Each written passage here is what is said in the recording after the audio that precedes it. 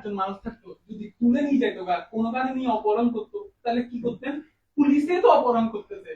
ওরা যদি, উনি তো আমার লাগতেছে উনি নেশা করছে মনে হয়, উনি তো টেনশন নাই, ওনাকে কথা বলতেছে শুনতেছে না, সমানে কলা জীবিত করে রাখতে পাবলিকে এসে করে দেবো তো জাতীয় দলের খেলোয়াড় এসে তাও কথা শুনতেছে না। আমার গলা দেখেন, আমাকে বলছে আপু আমাকে নিয়ে যাচ্ছে,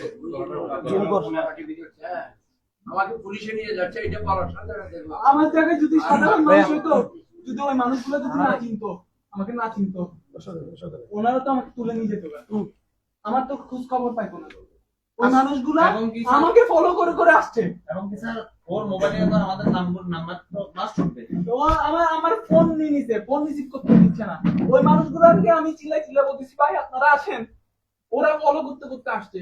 তারপর একজন, উনি আসার পর আমি এখানে দাঁড়াইছি, উনি আমাকে বলতেছে চোখ নিচে নামাই কথা বল। আচ্ছা আমি চোখ নিচে নামাই কথা বল। এখন নিশ্চিত এখানে পুলিশের বিরুদ্ধে যেসব অভিযোগগুলো আসা হচ্ছে এবং তাকে যে গলা টিপে ধরেছে, যে কথা বলা হচ্ছে, সিনজি তোলার কথা যেটা বলা হচ্ছে, এর আগে আপনাদের থানার পুলিশ সদস্য ছিল কিনা এই জিনিসটা একটু আমাদের একটু নিশ্চিত করুন। তারপর আরেকটা শুনেন ভাইয়া, এখানে আসার পরে এটা বলছিল উনি, পরে যখন উনি বলছে হ্যাঁ উনি বলছে চোখ নিচে নামাই কথা বল। তারপর যখন ফোন আসা শুরু করছে আমার কলে, তখন আমাকে দিয়ে শুরু করছে। তারপর কি করছে, ওই ছেলে একটা পাঞ্জাবি পরা সাদা, আমি ওকে এখনো খুঁজতেছি, ও আসছে, ওই পুলিশ অফিসারটা আসছে। যখন আর পুরো সবাই এই ভাইয়ারা, অনেক ভাইয়া ছিল, ওরা চলে গেছে, ওরা 100 জনের মতন ছিল, ওরা যখন আসছে ওদের দুইজনকে সুন্দর করে সরাই ফেলছে, ওদেরকে আর সামনে আনতেছে না ভাই। ওই ছেলেটা ওখানে জিজ্ঞেস করতেছে ওয়ারলেস কোনটা, ও বিডি পরিচয় দিয়ে ফাইল দিয়ে আমাকে বাড়ি দিছে শোল্ডারে। সিভিলে হ্যাঁ শোল্ডারে ভাই নাই আমার সাদা একটা পাঞ্জাবি, সাদা পাঞ্জাবি কালো গেঞ্জি। আপনাকে আচ্ছা আপনারা তো ছিলেন কোথাও যে আমরা আসছে ওরা তো ছিলেন কিনা আসছিল উনি ওখানে বসা ছিল, আমি যখন ঢুকতেছি তখন ওখানে যেহেতু থানায় ছিল, ওরা যেহেতু থানায় নিয়ে আসছে বা থানায় ছিল ওনারা, ওনাদেরকে আপনারা শনাক্ত করতে পেরেছেন কিনা? ওনারা কে হবে? ওরা নিয়ে আসছে। আপনি তো ছিলেন, আপনি কথা বলছেন, ওই ছেলেটাকে আমি চিনি না। আপনি কথা বলছেন, আপনারা তাহলে সে কে? ওর স্পষ্টভাবে দাবি করছে পুলিশ সদস্য তাকে হয়রানি করছে, তাকে গলা টিপে ধরেছে, তাকে হেনস্থা করতে, সিএনজি তুলতে চেয়েছে। আপনার ব্যাপারটা কেন আপনারা ব্যাপারটা ধামাচাপা দিতে যাচ্ছেন বা তাকে কেন লুকিয়ে রাখছেন? শুনেন কেন প্রকাশ করবেন? সাধারণ পাবলিক অফিসারের রুমে ঢুকে এখানে বসতে পারেন। উনি এখন তো আমি ঢুকছি তো, আমি তো আপনাদের বসতে পারেন, আমি বসতে আপনাদের থানার যদি কেউ যদি না হন, তাহলে আপনারা ব্যাপারটা নিশ্চিত করছেন না কেন? তাকে তো ধরে নিয়ে আসছে, তাদেরকে দুই তলায় কেন তাদেরকে রেখে দিয়েছেন? তাকে বলছে তিনি কে? দেখেন নাই তিনি কি সোর্স কিনা? আপনাকে সরাসরি বলা হচ্ছে এখানে আসার পরে, আপনাকে পরিচয় দেওয়ার পরে, আপনি জানার পরে, তাকে এরপরে আপনি তাকে হেনস্থা করেছেন, এখানে থানার ভিতরে হেনস্থা করেছেন, সাধারণে হেনস্থা করেছেন। আপনারা দ্বিতীয় তলায় তাদের দুজনকে পুলিশ সদস্যকে উপরে রেখে দিয়েছেন সেফলি। সবচেয়ে আশ্চর্যজনক বিষয়টা কি জানেন আপনারা? সবচেয়ে বড় বিষয়টা হলো যে কেন গাড়ি থাকা অবস্থায় পুলিশের থানার গাড়ি আছে সিএনজি কেন তুললো? আরো একটা পয়েন্ট রয়ে গেছে। আচ্ছা আমার কথা দেখতে আপনার এসআই শফিকটা কোথায়? আমরা একজন পুলিশ সদস্যের নাম অনেকে শুনছি, এসআই শফিক। ওনার সাথে ওই মানুষটা একসাথে বের হয়েছে এই রুম থেকে আমার সামনে। এখানে উনি তখন আমাকে বলছে, বাবা শেষ করে দাও। উনি বুঝে নাই, অনেক বয়স হয়ে গেছে। হ্যাঁ উনি এটা বলছেন। এখানে আরো একটা বিষয় আছে, যেটা আমরা থানায় আসার পর জিজ্ঞেস করেছি, কোন চেকপোস্ট ওনারা অপারেট করে না। অপহরণের কোনো প্ল্যান ছিল কিনা? আমরা তো সেরকমই মনে করি। এটা অপহরণের কোনো একটা প্ল্যান ছিল। এখন তো এটা আমরা মেনটেন্যান্সের সাথে কথা বলছি। এবং কি না গাড়ি থানার গাড়ি থাকা অবস্থায় কেন সিএনজি তুললো? এটা একটা বড় বিষয়।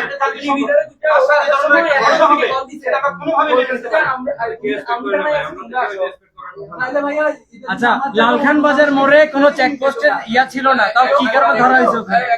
পুলিশ তো জনসাধারণকে সেভ করবে, পুলিশে তো অপহরণ করতেছে ধরতে গেলে। আপনি বলবেন না আপনার ছেলেকে যদি এভাবে তুলে নিয়ে যায়, আপনি কি বলবেন? কি রিপোর্ট লিখবেন? আপনি কি অভিযোগ লিখবেন? আরো একটা জিনিস, থানায় আসার পর আমরা জিজ্ঞেস করার পর ওনাদের কোনো অথরাইজ চেকপোস্ট নাই। অথরাইজ চেকপোস্ট যদি লালখান বাজার না থাকে তাহলে আমার ওটা প্রশ্ন, আমার ওটা আমার প্রশ্ন হলো ভাইয়া, এই শিশির ভাই, আমার প্রশ্ন হলো যে ছেলে যেটা ছিল ওই ছেলেটা পুলিশের সামনে যদি ওকে তাহলে ও নিশ্চয় প্রভাবশালী কেউ, ও তো পুলিশের সদস্য থেকে প্রভাবশালী। আপনি বলছেন চোখ নামায় কথা বলেন। ফার্স্টে চিনেন নাই আপনি। ফার্স্টে আপনি চিনেন নাই। কল আসার পর আপনি চিনতেন। হ্যাঁ বলছি যে তুমি একটু বসো হ্যাঁ, বলছি কিনা কল আসার জাতীয় পর দলের বলছি ক্রিকেট যে তুমি বসো। আমাদের সম্পদ বসো বলছি কিনা ফার্স্টে তো আপনি আচ্ছা তোমাকে বসাচ্ছি না ভাই আপনি প্রথমত তার সাথে আচরণটা ভালো করেন। আমি জিততে পারি না। আপনি আমি তো আরেকটা কোশ্চেন, যখন আসতেছিল উনি বলতেছিল ওসি স্যারকে কল দিছে, ওসি স্যার তোরে নিয়ে যেতে বলছে, তুই কথা কম বল, চল আমাকে ওখানে এটা তো সে বলছে হ্যাঁ, সে বলছে। না ওকে ডাকেন না অফিসারকে ডাকেন ভাইয়া, আপনি ওকে ডাকতে হবে আপনার অন ডিউটি অফিসার যে ওকে করছে, ওকে এই প্রশ্নটা নাইমও করেছে। নাইম যেটা করেছে সেটা বলছে কি, যদি আমি না হই অন্য কেউ হতো তাহলে এখানে এই ব্যাপারটা কেমন হতো কিনা। নাইম কিন্তু প্রথমে বলেছে আমি জাতীয় দলের প্লেয়ার থেকে আমি হয়তো 100 জন এসে আমাকে ছেলেছে দিতে আমাকে এখানে থানায় নিয়ে এসেছে সবাই, কিন্তু ওর জায়গায় যদি সাধারণ মানুষ হতো তাহলে ব্যাপারটা কেমন হতো, সেই হতো কিনা। না জীবন হতো না এই অফিসার ছিল অফিসার যে বলছে সে আমাকে টোটালি জানায় নাই বিষয়। আচ্ছা আমার এটা পুরো জানা আছে। স্যার আমি ওকে ডাকেন আপনি যে গণিকে ডিটিও অফিসার গণিকে দিয়ে তাদেরকে ঘটনাস্থল যারা ছিল তাদেরকে বলেছেন আটক করতে, তারা কোথায় এখন? না গনি হচ্ছে ওখানে ডিউটি অফিসার হ্যাঁ, আমার এখানে গণিকে যে- কি বলেছেন? না না গনি তো ওখানে ছিল হ্যাঁ, ওনাকে কি এখানে যে বলেছেন? ফোর্স ছিল হ্যাঁ। তাকে বলছি এখানে কে যেন বলো যে ওই ছেলেটা জড়িত, আমি বলছি তাৎক্ষণিক তাকে আটক করো ওই ছেলেটা আমাদেরকে অফিসার ওকে এখানে থানার মধ্যে আনছে। একে থানার মধ্যে আনার পর 15 মিনিট পর আসছি আমরা। এর আগে এখানে সাধারণ লোকাল পাবলিক যারা ছিল ওরা পুরো থানার মধ্যে এসে ওই ছেলেটাকে নিয়ে ওনাদের কাছে বুঝাইতেছে। ঠিক আছে? তাহলে ওরা ওই ছেলেটা যায় কেমনে থানা থেকে? আমি এসে আপনারা ওটা বের করতে হবে। আমরা চাই সেটা আমাদেরকে সদুত্তর যদি এখন দেওয়া না হয়, অবশ্যই এখন দেওয়া হবে, এখনই দিতে হবে আমাদের সদুত্তর। এবং থানায় আসার পরে দায়িত্বরত কর্মকর্তা এই ধরনের আচরণ আমরা কখনোই মেনে নিতে পারি না, এবং পাশাপাশি যারা এই অন্যায় অপরাধটা করেছে তাদেরকে পালিয়ে যাওয়ার সুযোগ দেওয়াটা কোনোভাবে আমরা এটা সমীচীন মনে করি না।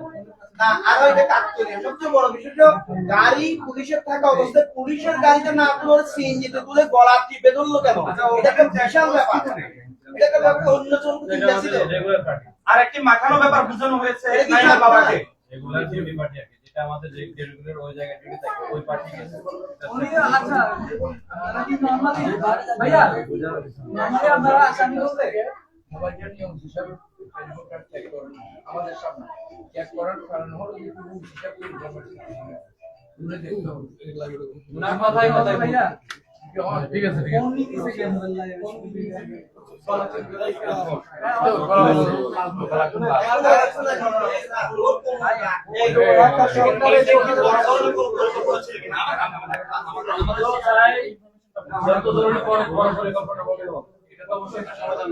আমরা তো নাইমকে সেফ মনে করি না, কিছু করার জন্য এখন ওটা সেফ মনে করছে না। ব্যাপারটা যেভাবে ঘটছে এই ঘটনা হচ্ছে আমি শুনি, আমি চিটাঙ্গা শুনি আপনার লিংক রোডের ওখানে অপহরণ হয় ইয়ে হয়, আমি কি চিন্তা করতে পারি? আমি নরমাল মানুষ, উনি আমাকে নিয়ে ওখানে নিয়ে গেছে, তাহলে আমার তো খোঁজ খবর পাইতো না। না তোমাকে ওরা মতিঝুলে ঢুকে দিল পাহাড়ে। স্যার আপনি ধরেন আপনি ও না না না যদি নিয়ে যাইতো কাছে নাই ওখানে পোশাকদের গ্যারেজ ছিল, যখন নিজের মোবাইলে সরকার পুলিশটাই আমাকে সিজিপি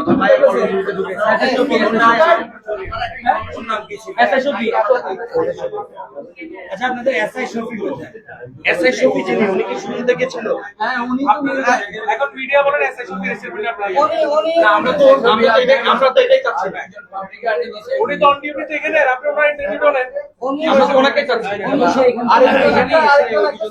মানুষ ছিল ওকে এখানে ওই ছেলেগুলা ধরে আনছিল 100 ছেলে যারা ছিল 100 না না এরা ওরা ধরে আনছে না না আমি ছিলাম ওখানে, আমি আর নাম ছিল সিএনজিতে 2 জন লোক বসা ছিল, প্রায় সদস্য লোক ওদেরকে ঘিরে ধরছে, বলে যে আমাদের জাতীয় দলের ক্রিকেটার এরে ইয়া করছে হাত উঠেছে মারছে, সুতরাং এদেরকে ছাড়া যাবে না। তো সিএনজি এরা মারতে চাইছে, সিএনজি ব্লক। পরে আমি তো পুলিশ এসছে, পুলিশ এসে একজন পুলিশ সামনে বসছে, সিএনজি সামনে, হ্যাঁ সামনে বসে, পিছনে একজন বসতে ছিল, বসতে দেয় নাই, ঠিক আছে। আচ্ছা হ্যাঁ, তো আমি থানায় নিয়ে আসছে। তো তাহলে পাবলিক যদি যাদেরকে হ্যান্ড ওভার করছে, তো পাবলিকে হ্যান্ড ওভার করে উনি এখানে আসছে, তারপর শফিকও উনি এখানে ছিল, ওনারা দুজন মানে আপনারা বারবার বলতে চাচ্ছেন দুজন আপনি তো ওখানে ছিলেন।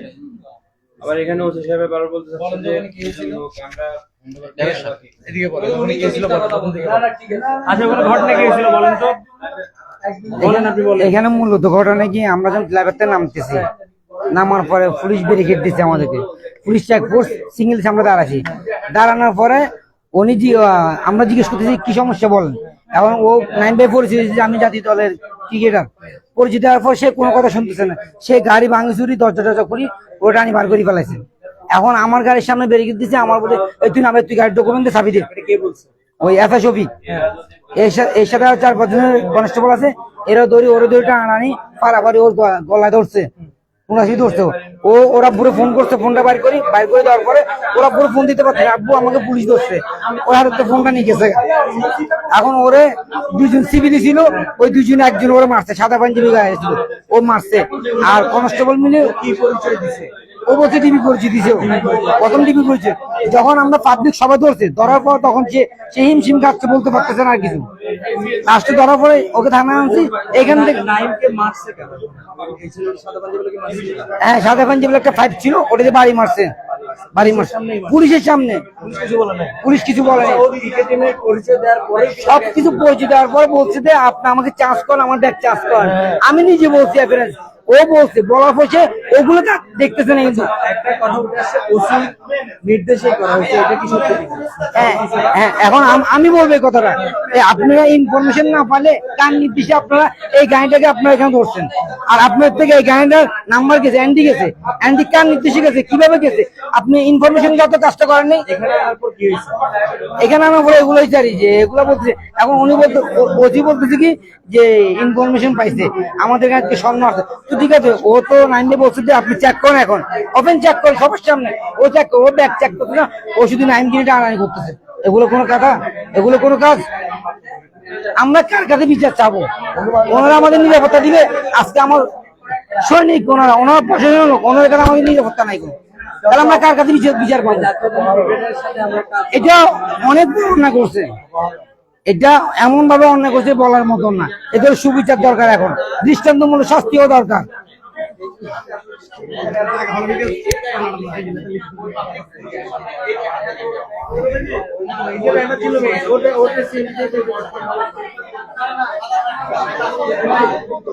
দর্শক, জাতীয় দলের ক্রিকেটার নাইম, তার উপর যেভাবে পুলিশ হামলা করেছে, এই নাইমের যে ক্রিকেট খেলার যে বাংলাদেশ যে ক্রিকেট খেলার নাইমের যে এগুলি ব্যাগগুলি, সেটি আমরা আসলে থানার মধ্যে দেখাচ্ছি।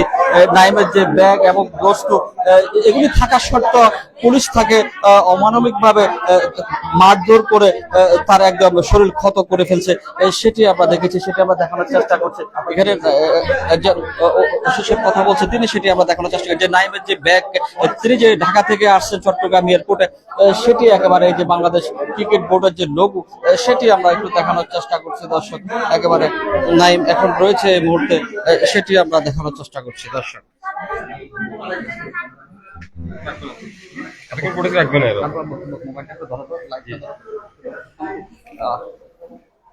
দর্শক, ক্রিকেটার নাইম হাসান, তিনি ঢাকা থেকে আসছিলেন, তাকে যে সিএনজি দিয়ে তিনি আসছিলেন, তাকে এলিভেটেড অ্যাক্সেস ওয়ে যেখানে রয়েছে, সেখানে কিছু শফি নামের একজন এসআই আর কিছু কনস্টেবল তার গাড়ি গতিরোধ করে, সিএনজিটি গতিরোধ করে। নাইম যখন তার যে পরিচয় সেটি দেওয়ার চেষ্টা করে, সে একজন বাংলাদেশ জাতীয় দলের ক্রিকেটার এবং বাংলাদেশ জাতীয় দলের খেলোয়াড়, সেটি পরিচয় দেওয়া সত্ত্বেও একটা শফিক তাকে পিছনে হ্যান্ডকাপ লাগিয়ে ফেলে, যেটি আমরা চিন্তি চালক থেকে শুনেছি, এবং তাকে বেধড়ক মারধর করে তার যত কার্ড আছে এবং টিকিট সবকিছু দেখানো সত্ত্বেও একজন পুলিশ অফিসার তাকে আইডেন্টিফাই করতে পারেনি, তাকে বেধড়ক ভাবে মেরে তারপর তাকে হাসপাতাল ট্রিটমেন্ট নিতে হয়। প্রাথমিক ট্রিটমেন্ট নিয়ে তিনি এই মুহূর্তে তিনি এই মুহূর্তে থানায় রয়েছেন। দেখি আমরা পুলিশ অফিসার ইনচার্জ যিনি রয়েছেন তিনি আরিফুর রহমান, তিনি কি দায়িত্ব গ্রহণ করেন। নাইমের বাবা এখানে রয়েছেন, নাইমের স্ত্রী রয়েছেন, নাইমের মা রয়েছেন এবং নাইমের শুভাকাঙ্ক্ষী তারা অনেকেই রয়েছেন। আমার কাছে এই ছিল, আমি একটু ভিতরের দৃশ্য দেখানোর চেষ্টা করছি। Thank you.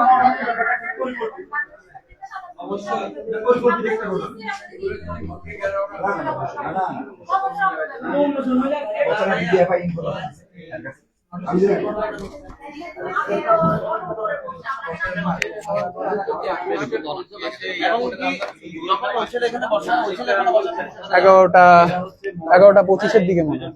তো এই লামখান বাজার ফ্লাইওভারের নিচে আমার সিএনজি দাঁড়া করাইছে, উনি হলো সিএনজি ড্রাইভার।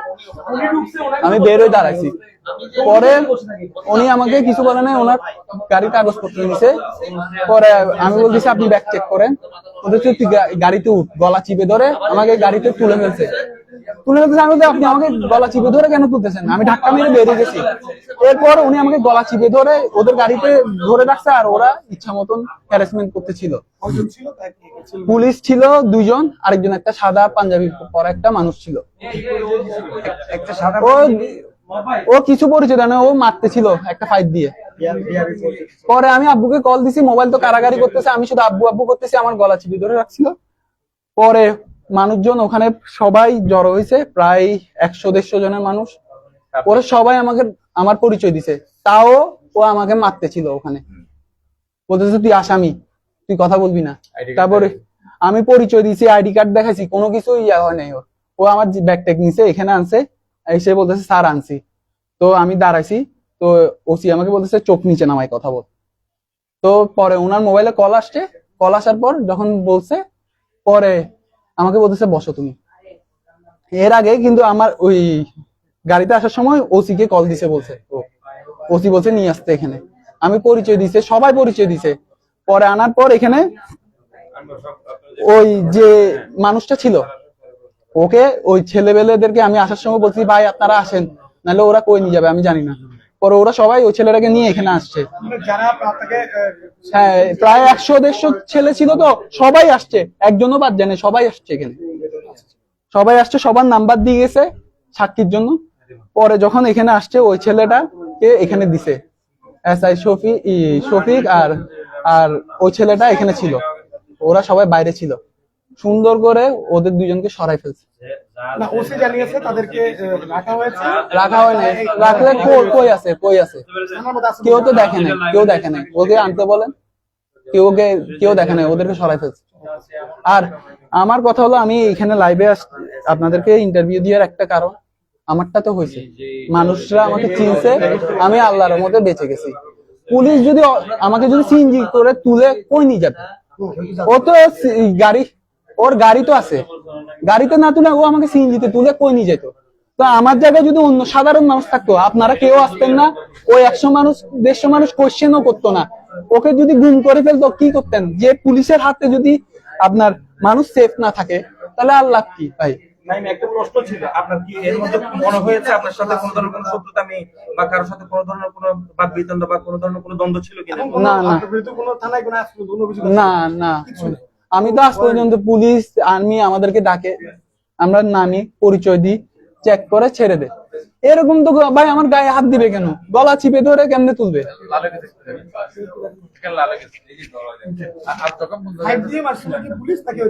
ওই সোর্সটা মারছে, পুলিশও মারছে, পুলিশ ইয়া ছিল, ও লাঠি দিয়ে মারছে।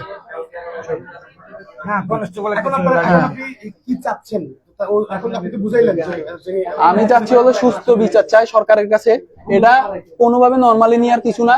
কারণ আজকে আমার সাথে হয়েছে, ঠিক আছে, আজকে আমার সাথে হয়েছে, কালকে আরেকজনের সাথে হইলে ও কার কাছে যাবে? ওর জন্য আপনি আসবেন না। এতগুলো 100 জন মানুষ আসবে না, কেউ আসবে না। ওই মানুষগুলো ভুক্তভোগী কে হবে?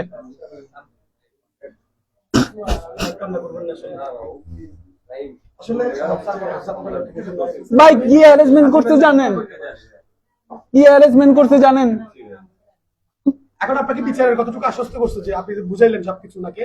আপনি কি মনে করছেন আসলে এখানে ওকে তো আমি সামনেই দেখতেছি না ভাই, ওদেরকে তো সামনে দেখতেছি। সবচেয়ে ক্রাইমের মেইন বিষয় হলো যে পুলিশের গাড়ি থাকা অবস্থায় পুলিশের গাড়িতে না তুলে ট্যাক্সিতে তুলেছে কেন? এটা কিন্তু অন্য একটা ব্যাপার ছিল এখানে। এটা মাস্ট আমরা তো দ্রুত কোনো গাড়ি কার্যকরী কোনো পদক্ষেপ নিতে হবে না। আমরা অনেক বড় কিছু যেতে পারছি। বলেন বিক্রি অনেক মারাত্মক। পুলিশে কি বলে এই লোক আপনার পুলিশের সামনে মারা গেছে সেভ করবে না কি কেন করবে? উনি কি কবে আসছেন না? আর তিনজনের টসাতুলি আর ওসি শফিক দাঁড়ায় আছে। দাঁড়ায় আছে, দাঁড়ানোর পরে আমাদের যে ও নাইটাকে জিজ্ঞেস করছে, ওই বলি আমি তাকিও সব পুলিশ দেওয়ার পরে আপনি আমাদের ব্যাগ চেক করতে পারেন। ওনার ব্যাগ চেক করবো না, উনি আর কোন কথা না, ও ওনার দড়ি এটা করার জন্য আমার একদিন আমার গাড়ি ঢুকে নিয়ে গেছে, আমার কথা আমি নিবে টাকা দিয়ে বলছে না, আমার টাকা দিয়ে দিয়েছি। তারপর বলার পরও ওরা ফোন দিচ্ছে, আব্বু আমাকে পুলিশ দিচ্ছে, আব্বুর হাত তো ফোনটা নিয়ে নিয়ে যাওয়ার পর ফোনটা কথা বলবো বসে উঠে দেয়নি। আমরা বারবার ফোন দিচ্ছি পাই নাই। হ্যাঁ, একটা সাদা বাড়ি